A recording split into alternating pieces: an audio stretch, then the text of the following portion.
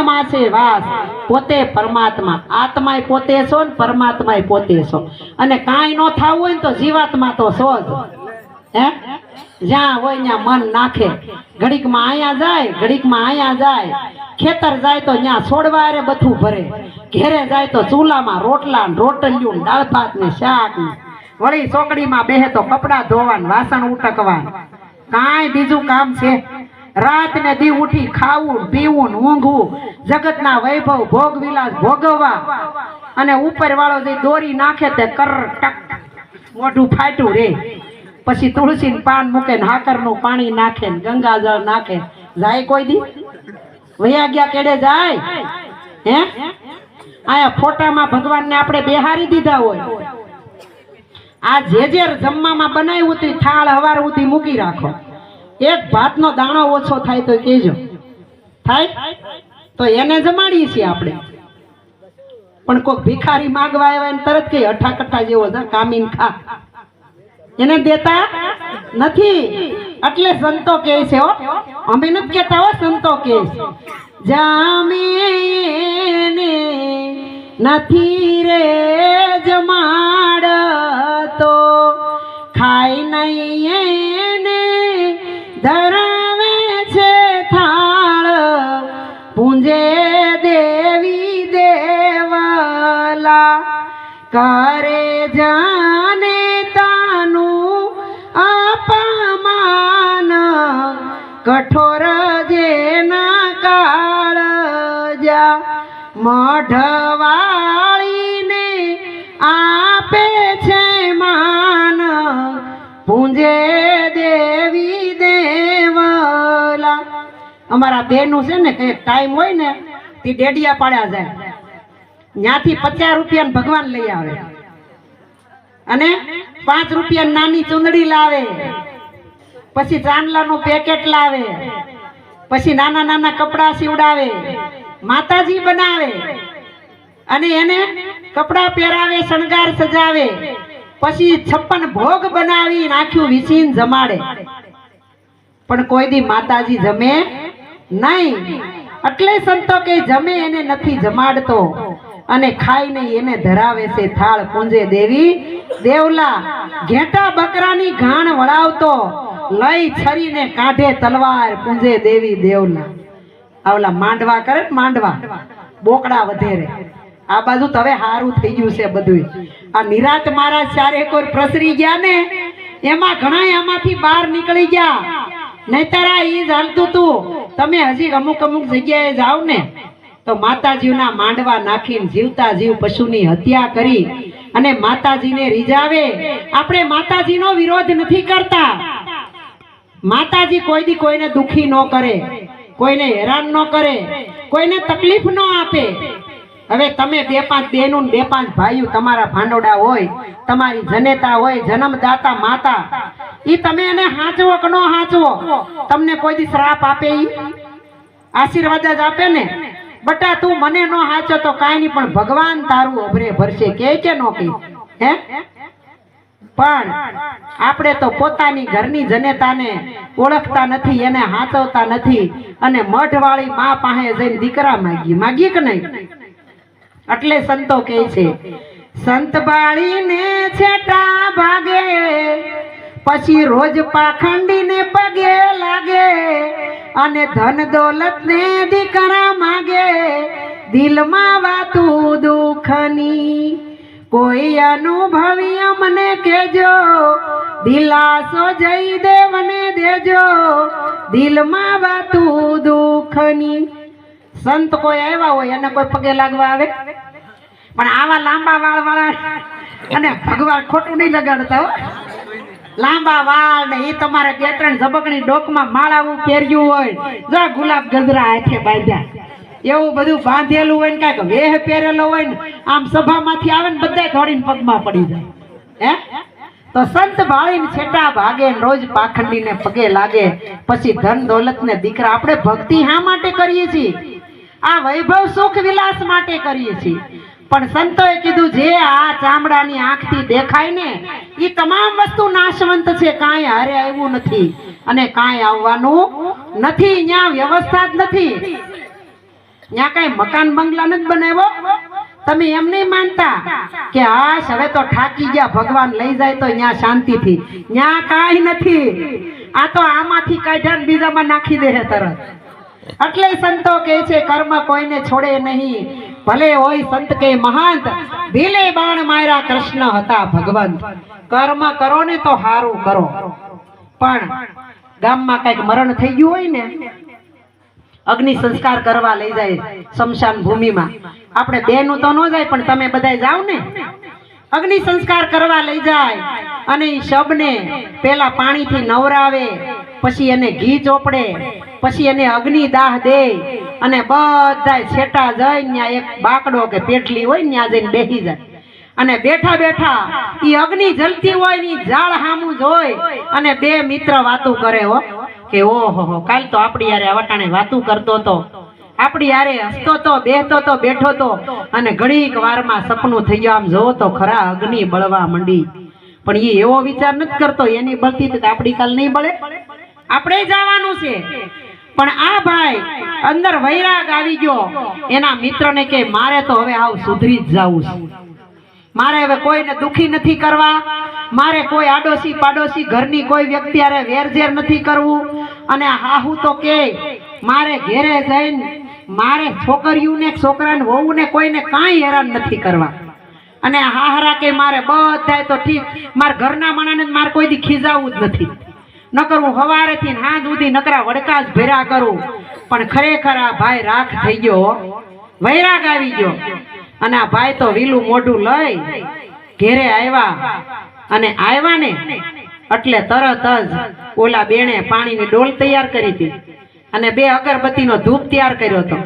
પાણીની ડોલથી નાયા અને બે અગરબત્તીનો ધૂપ લીધો ને, જેવો ધૂપ લીધો વૈરાગ વયો ગયો. કેમ કે મહાણીઓ વૈરાગ હતો, ઘડીક નો હતો. વૈરાગ વયો ગયો, તરત વડકું ભર્યું હો. આખી રાત આ મડા પાસે જાગ્યા હતા, અગ્નિ સંસ્કાર કરવા ગયા.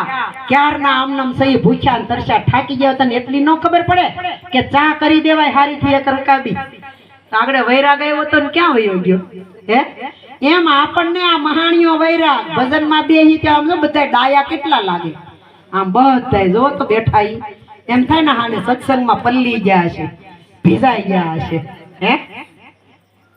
પણ સંતોએ કીધું એ કાજળ જેવા જેના કાળજા રે એને લાગે નહીં બોધરે, ભીતર ભીંજાય નહીં પાણકા, એ ભલે પડે પાણી કેરા ધોધરે, એના નો કરીએ રે ઓરતા. કાજળ જેવા જેના કાળજા હોય એને કોઈ દી બોધ લાગે. અને પાણકો હોય પાણકો, ઈ પાણકાને તમે હાવ કોરો કરી નાખો, સાફ કરીને તમને એમ થાય કે હવે આની અંદર તણખા જરશે નહીં, તો ઓલા બેન કે પાણીની ડોલ ભરીને એમાં 4-5 દી ડૂબાડો ને એટલે હાવ પલ્લી જાય. પછી આમાંથી અગ્નિ ન જરે. 5 દી નહીં 8 દી સુધી ડોલમાં પાણાને પલાળી રાખ્યો અને પછી બહાર કાઢીને જ્યાં હથોડી મારીને તોય તણખા જરે હે. એમાં માણસના મન કાળજા જેવા, કાળા કાજળ જેવા છે. પણ એ કાજળ સંતો કાઢી નાખે અને જ્ઞાનનું આંજણ આંજી દે અને દ્રષ્ટિ આપી દે. પછી સદગુરુ કે મેં દ્રષ્ટિ આપી છે, એ દ્રષ્ટિથી તું આ જગતની અંદર જો, તને ભગવાન સિવાય બીજું કાંઈ દેખાહે નહીં. પણ દ્રષ્ટિ લાગે તો, નકર નંબરના ચશ્માની જેમ વાપરીએ તો કાંઈ ખબર ન પડે. મોતી પરોવા હોય ને, ઘઉં સાફ કરવા હોય ને, ઝીણું ઝીણું સીવવું હોય ને, કામ કરવું હોય તે ચશ્મા પહેર લઈ બેતાળાના હુજે એટલે કામ કરી લે, પાછા કાઢીને ડબ્બીમાં પેક કરી દઈએ. એમ ગુરુએ દ્રષ્ટિ આપી હોય, સત્સંગમાં બેહી ત્યારે લગાવીને જ બેહીએ, પણ ઘરે જાય એટલે પાછા મૂકી દઈએ. પછી સત્સંગ કામમાં આવતો નથી. પણ સંતો તો એવી કૃપા કરે છે કે જે ચામડાની દ્રષ્ટિ કાઢી દે, ચર્મ દ્રષ્ટિ વાળા દેહને ઓળખે, આત્મ દ્રષ્ટિએ હરી આપ. અવતારી પુરુષને કોઈ ન ઓળખે, ઘરમાં બેઠો હોય કે બાપ તમારા ઘરમાં કોઈ સંત મહાત્મા મહાપુરુષ પ્રગટ થઈ ગયા હોય ને તો ચામડાની આંખી હોય ત્યાં સુધી આપણને દેખાય નહીં. શરીરના સંબંધથી શરીર જ દેખાય, પણ સંતના મુખની વાણી જો આપણે સાંભળી હોય, એમાં આપણે ભીંજાણા હોઈએ ને તો આપણને આ શબ્દ લાગે અને શબ્દની અસર થાય. નકર શબ્દની અસર થાય એવી નથી. તો એક શબ્દ એવો હોય કે માણસને આપઘાત કરવા મજબૂર કરી દે.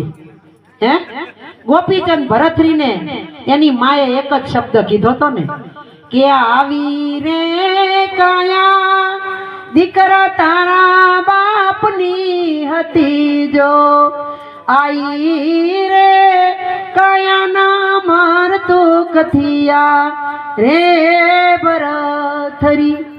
જ્યારે ગોપીચંદ નાતો તો ઉપર મેનાવતી ઝરૂખામાં ઊભા ઊભા જોતા હતા અને એના પતિનું રૂપ એના દીકરામાં દેખાણું કે આવી વિશાળ કાયા, આવો વિશાળ વાહો, અને ઈ આવી રીતે જીવતા હતા. પણ ઘડીકમાં સ્વપ્ન થઈ ગયું. ગોપીચંદે ઊંચું જોયું કે નહીં વાદળ ને નહીં વીજળી, આ ઓચિંતા નીર ક્યાંથી આવ્યા. જ્યાં જોવે ને ત્યાં તો એની માં રોવે. માં શા માટે રોડે? ઈ કે તારી જેવી જ કાયા તારા પિતાની હતી, રાખમાં રોળાઈ ગઈ, એમ તું પણ એક દિવસ આ શરીરની અંદરથી વયો જાય અને આ સંસાર તારો એળે જાહે. આ ગોપીચંદને માનો એક શબ્દ લાગી ગયો અને 92 લાખ માળવો હતો છતાંય છોડી પરમાત્માની ખોજમાં નીકળી ગયો. પણ આપણે તો ઈ કરવું નથી. કાંઈ મા બાપને છોડવા નથી, પતિને નથી છોડવો, પત્નીને નથી છોડવી, બાળકોને નથી છોડવા, ઘર બાર કાંઈ છોડવાનું નથી. તમે જ્યાં બેઠા છો ત્યાં જ પરમાત્મા ઓળખાઈ જાય. પણ જો આ જીવની તૈયારી હોય તો, નકર નહીં. સંતો કહે ને હરિ નામ વિના બધું ખોટું છે, કોણ નાનું ને કોણ મોટું છે. નુરત સુરતના જબકારા છે, આત્મ જ્ઞાન વિનાના અંધારા છે. આ સદગુરુ વિના શાન કોણ આપે, લક્ષ 84 ના ફેરા કોણ કાપે. મીરાબાઈએ કીધું ને હોતે, એવા આત્માને ઓળખ્યા વિના રે આ લક્ષ 84 નહીં તો મટે હોજી. એવી ભ્રમણાને ભાંગ્યા વિના રે આ ભવના ફેરા નહીં તો ટળે હોજી. કીધું ને મીરાબાઈ, આત્માને ઓળખ્યા વિના. તો આત્મા તો ઓળખવો પડશે કે નહીં ઓળખવો પડે? પણ આત્મા કેવો કોને, એની આપણી તૈયારી છે નહીં. મારે તમારે 5 દિવસ ક્યાંક બહાર ગામ જવું હોય ને, અમારે બેનું ને પિયરીએ મળવા જવું હોય ને અઠવાડિયું, તોય કેટલો સામાન પેક કરે, કેટલી તૈયારી કરે. 15 દિવસ જાત્રામાં જવું હોય તો કેટલી તૈયારી કરે, નાસ્તો કેટલો ભરે, કેટલા કપડા લે, કેટલી દવા ભેગી લે, તોય કાંઈક ભૂલાઈ જાય. તો આપણે અનંતની યાત્રાએ જવું છે તો આપણે તૈયારી નહીં કરવી પડે? પણ હું તૈયારી કરી. ભગવાન તમને પૂછશે કે બેન કેટલો આનંદ કર્યો, તો હું કહેવો? કેમ કહેવો? ઉભા રહ્યો, 500 રૂપિયાનો આનંદ લઈ આવું દુકાનેથી. મળશે? ના મળે. પછી સંતો કહે કે બેન તમે ભાવ કેટલો પ્રગટ કર્યો, તો ભાવની કાંઈ દુકાનું છે નહીં, પ્રેમની કાંઈ દુકાનું નથી. ઈ તો સંતો કે પ્રેમ તમારી અંદર જ છે. પ્રેમ પ્રગટ થઈ જાય ને, જેમ મીરાબાઈ ને, નરસિંહ મહેતા ને, જલારામ બાપા ને, ભોજા બાપા ને, અખા ભગત ને, પીપા ભગત ને, વાલમ રામ ને, નિરાત મહારાજ ને, આ ઉગા બાપા ને જેવો પ્રેમ પ્રગટ થઈ ગયો એવો આપણને પ્રેમ પ્રગટ થઈ જાય ને તો પ્રેમ છે જ પરમેશ્વરનું સ્વરૂપ છે, બીજું કોઈ છે નહીં. પણ પ્રેમ પ્રેમ સબ કહે, પ્રેમ ન જાને કોઈ, પ્રેમી છે જો પ્રેમી મિલે ને તો ગુરુ ભક્તિ દ્રઢ હોય. અમે એકલા ને એકલા જ અહીંયા બોલા કરીને રાડું નાખ્યા કરીએ, તમે એકેય શબ્દ ગ્રહણ ન કરો તો અમને ન ઓલું થાય કે અમારો ધક્કો માથે પડ્યો થાય કે ન થાય? હે, એકેય શબ્દ તમારે લેવો જ ન હોય તો કામનું હું? આ બોલવું એ વ્યર્થ છે અને સાંભળવું એ વ્યર્થ છે. પણ સાંભળીને જીવનની અંદર ઉતારવું અને લક્ષ્યમાં લેવું, અને લક્ષ્યમાં લીધા પછી એને મનની અંદર સાચવવું અને એને વાગોળા કરવું, મનન ચિંતન ને નિધિ ધ્યાસન, તો આ વસ્તુ નક્કી થાય. નકર નક્કી થાય એવું નથી. આપણે માણા છીએ કે નહીં એ આપણને હજી નક્કી નથી થતું. તે ભગવાન તો ક્યાંથી નક્કી થાય? कबीर साहेब कीधु साहेब का घर दूर नहीं, जैसी लंबी खजूर, चढ़े तो पावे राम रस पण गिरे तो चकना चूर, राम रस ऐसो है मेरे भाई पीवे सो अमर हो जाए। खजूरी નું ઝાડ હોય એના ઉપર બધાને ચડતા આવડે? ઈ તો એનો માલમી હોય એને આવડે। કદાચ ઓલા દાતવડિયું લઈ લઈને ખાડા કરી કરીને અંગૂઠા ઠેરાવાના પગથિયા કરે, પણ ક્યાં સુધી 4-5 પગથિયા ચડે ને અંગૂઠા જો સોલાઈ જાય ને તો ઈ નો ચડી શકે। અને એમાંય કોક અહંકાર વાળો હોય ને તો ચડી તો જાય ઠેઠ, હાવ ઠેઠ ચડી જાય, નીચે વાળાને હેઠું જોઈને કે આમ જો ચડી ગયો ને, ફળ હોત પકડી લે એક હાથમાં અને એક હાથે ઈશારો કરીને કે ચડી ગયો ને ફળ પકડી લીધું, નો હું ચડાય। જ્યાં ફળ તોડવા જાય ત્યાં મકોડો કવડી જાય, મકોડો કવડે ફળે મુકાઈ જાય, થળિયું મુકાઈ જાય અને આવે હેઠો, હેઠો આવે ને તો હાથ પગ ભાંગી જાય। ઈ તો અમાર સિવિલ માં લઈ આવો સુરત તો હાજા થઈ જાય, પણ ગોળો ભાંગી જાય ઈ કોઈ દી હાજો થાય નહીં। એમ સતના માર્ગે સડ્યા છે ને અડધે થી ઘણાના ગોળા ભાંગી ગયા, હેઠા ઉતરી ગયા। અધકચરાનું ક્યાંય કામ છે નહીં। આ તો પૂરા ગુરુ મિલી આયા, મેં તબ જાનું પૂરા ગુરુ મિલી આયા, પૂરા गुरु की यही निशानी अपना आप लिखाया, मैं तब जानू पूरा गुरु मिली आया। पूरा गुरु ની નિશાની શું છે કે તમારા સ્વરૂપની ઓળખાણ કરાવી દે। ગુરુ કાંઈ એમ નો કે અમને ઓળખો, અમારા નામનું ભજન કરો, અમારા નામની ભક્તિ કરો, તમે તમને ઓળખો, તમારા સ્વરૂપને ઓળખો। આની અંદર કોને જન્મ મરણ નથી એને ઓળખો, આત્મા કોને કેવો એને ઓળખો, તમે કોણ છો એને ઓળખો, આ કોણ બોલે છે એને ઓળખો, આ બોલે એને ગોતજો, ગુરુ જ્ઞાન બુદ્ધિએ બોધજો, હરી હીરે હીરો વિંધજો, ધન આજની ઘડી સંત પધાર્યા પ્રેમે પાવન કીધા, ભાગ્ય બડો જેગેર સંત પધાર્યા, કર સુમિરણ ભવ સાગર સે તારા। જેનો ભાગ્ય હોય ને મોટું એને સંત મળે। આ ઘરે તો કદાચ અસુભાઈ ના ઘરે, આ ઘરે તો આવે કદાચ સંત, પણ સદગુરુ સંત આ 5 તત્વના પિંડાની અંદર આ ઘરમાં આવે ને ત્યારે આ ઘર પવિત્ર થાય, ત્યાં સુધી થાય નહીં। કારણ કે સદગુરુ તનના તો મળે પણ મનના સદગુરુ મળવા બહુ અઘરા છે, અને જેને જેને મનના સદગુરુ ભેટા છે ને એને ઈશ્વરની ઓળખાણ થઈ છે, બીજાને થઈ નથી।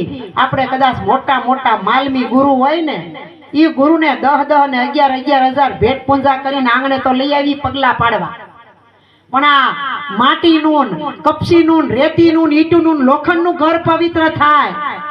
પણ લખી સાહેબ ભવાયા જે વ્યાસની રમત રમતા ને એને ભીતર સદગુરુ મળ્યા ને ત્યારે ઓળખાણ થઈ અને પછી એને આનંદ થયો। ઈ લખી સાહેબે કીધું એ વર્તાણી છે આનંદ લીલા લેર, એ જી મારી બેની રે, બેની અમને એ ભીતર સદગુરુ મળ્યા રે, બાયુ અમને ભીતર સદગુરુ એ જી મળ્યા રે। એ કોટીક ભાણ ગયા દિલ ભીતર અને સઘળી ભોમ ક્યાં વાળી, આ શૂન્ય મંડળમાં મારો સાઈબો બિરાજે બિરાજે, એ ત્રિકુટીમાં જોતા લાગી જોને તાળી, એ જી મારી બેની રે, બેની અમને એ ભીતર સદગુરુ એ જી મળ્યા રે। ભીતર સદગુરુ મળે ને ત્યારે કોટીક ભાણ ઉગ્યા દિલ ભીતર। ચૈતર વૈશાખ નો એક સૂર્યનો તડકો આપણે ખમી શકતા નથી, બળી જાય છે, અગ્નિથી રહેવાતું નથી, તો સંતોને તો આની અંદર કોટીક સૂર્ય ઉગી જાય અને અનુભવ એટલે જ્ઞાન થઈ જાય, પોતાના સ્વરૂપનું ભાન થઈ જાય અને ભ્રમ છે એ મટી જાય, ભેદ છે એ ટળી જાય, ભ્રાંતિ છે એ ભાંગી જાય અને મન સદગુરુના શરણમાં ગળી જાય ને તો પોતે ભગવાનમાં ભળી જાય। જરાય આગું નથી, હાવ હેલું છે, અઘરું નથી જરાય। આપણે અટાણી 1 તોલું હોનું લેવું હોય ને તો બહુ અઘરું છે, 1,80,000 નું તોલું હોનું છે, તોય જો આ બધાય હોનાની બુટીઓ પહેર્યું છે કાનમાં। અટાણે તમે બધાય 3-3 લાખના થઈને ફરો છો, કોઈ દોરો પહેર્યો હોય, બુટી પહેરી હોય, દાણો પહેર્યો હોય, સડા પહેર્યા, ચાંદી તો કેટલું મોંઘું. તમે જો આવા આવા જાડા સડા પહેરી બેઠા. હે તો તમે કેટલા આ છડાની એટલી કિંમત, સોનાની એટલી કિંમત, તો તમારી કિંમત કેવડી છે એનો વિચાર કર્યો કોઈ દી? હે કોકે કીધું હોય તો મારી આંખ વગી છે, તમારી એક આંખ આપી દો, કરોડ રૂપિયા આપું, કોઈ દે? હે કોઈ દે? અને દેવી હોય તો કયો અમાર જોતી છે, દે કોઈ? ના આપે. હવે એક આંખની કિંમત 1 કરોડ લગાવતા હોય તો આપણા શરીરના સ્પેર પાર્ટ કેટલા અનમોલ છે. કોઈ